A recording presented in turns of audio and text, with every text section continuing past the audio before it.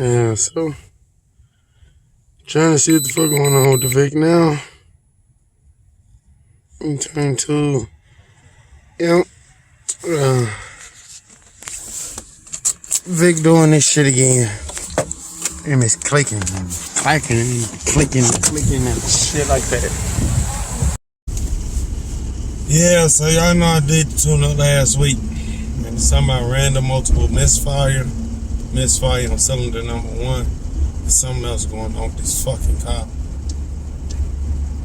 And I had to come back out, and this car won't do more than 60. I was on the highway, and they get up to 60 and stay there. I'm like, oh shit, I stayed in a slow lane. I'm like, oh shit, nah, let me get up off here before I get my ass hit. Yeah, it's looking like this finna come to, it's looking like this gonna be to the end, towards the end of the creeper.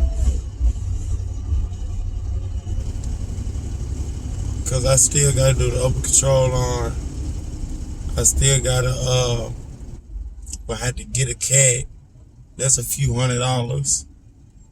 Have a motherfucker put it on. Oh shit, I'm not getting on the highway, man. So used when I come this way, I jump right on the highway. I would still have to have a motherfucker put it on. That's another 100. Then I would have to update my plates. That's 151. And then with my wrench light that popped on the other day, it's either the trans or the drivetrain. Because every time, like, you know, like when it's like cold, what it does is I'm rolling, it'll like the RPMs will drop, and it's like the car jerk forward like it's trying to stop. And to do that maybe 2 times, and then it'll be fine after. So, you know, it's starting to get to where this car, every time I look up, it wants something. It needs something. So, I'm just getting to a point to where I'm just trying to say, fuck it, you know, and just replace it sooner than I want to.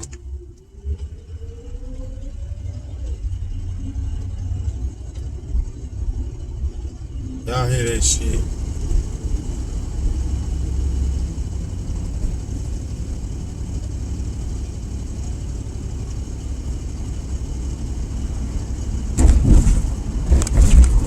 Yeah.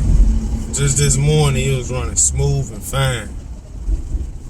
And then all of a sudden, this afternoon, on the way home from drop my mama off, it started doing this shit.